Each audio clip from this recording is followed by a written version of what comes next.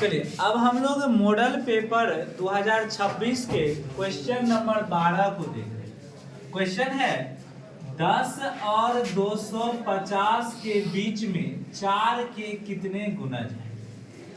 तो सबसे पहले हम एक ऐसी संख्याओं का श्रेणी प्राप्त करते हैं जिसमें जो 10 और 250 के बीच आता है और 4 का गुणज।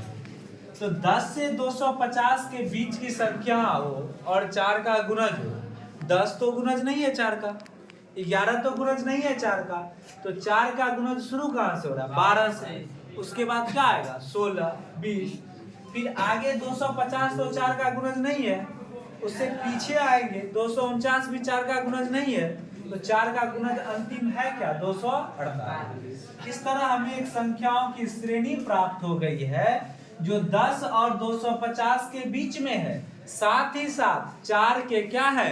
गुणज भी है। अब हम इसको देखते हैं कि ये जो संख्याओं की श्रेणी प्राप्त हुई हमारे पास, क्या वह एपी में है? और हम सबसे पहले ये जांच करना होगा।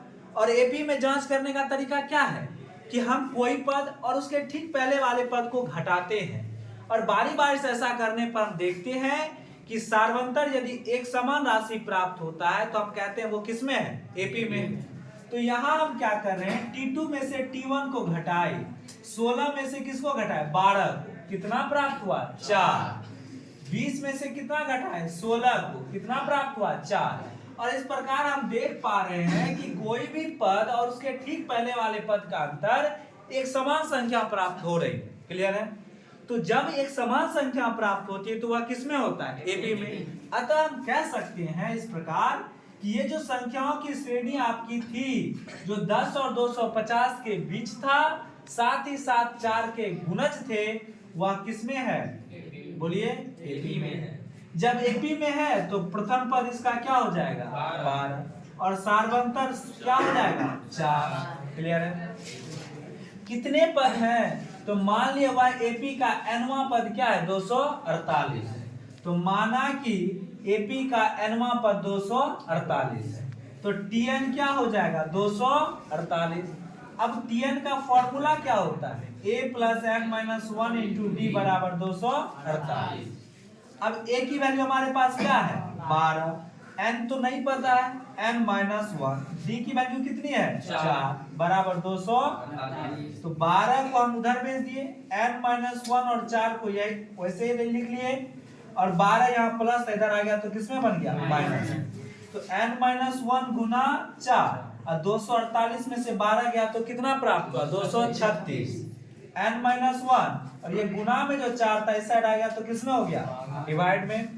और इसको जब हम डिवाइड लगाए तो कितना प्राप्त हुआ? 59। तो n बराबर यहाँ हो गया 59, और ये माइनस का 1 इधर आ गया तो क्या बन गया? प्लस 1। तो 59 एक 60। तो अतः हम कह सकते हैं कि 10 और 250 के बीच 4 के जो गुणजों की संख्या वो कितना है? 60। क्या बातें समझ में आ गई? क्या किए? इसको हम टुकड़ों में समझते हैं। सबसे पहले क्वेश्चन कह रहा था 10 और 250 के बीच ऐसे गुणज खोजने हैं जो 4 का हो। ऐसे कितनी संख्याएं हैं जो 4 का गुणज हो?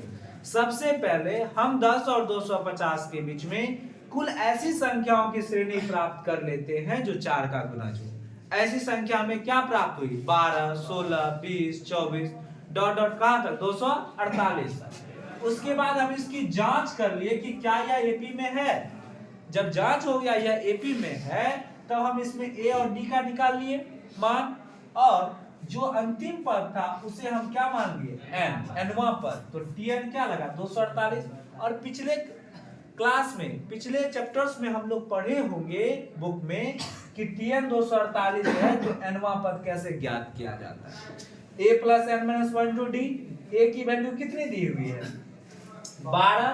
n का नहीं मालूम है, d के 4 रखे, और सब इधर 12 प्लस में था माइनस में चला गया, तो n माइनस 1 गुना 4 236, ये गुना 4 इधर आ गया तो क्या बन गया? भागा 4।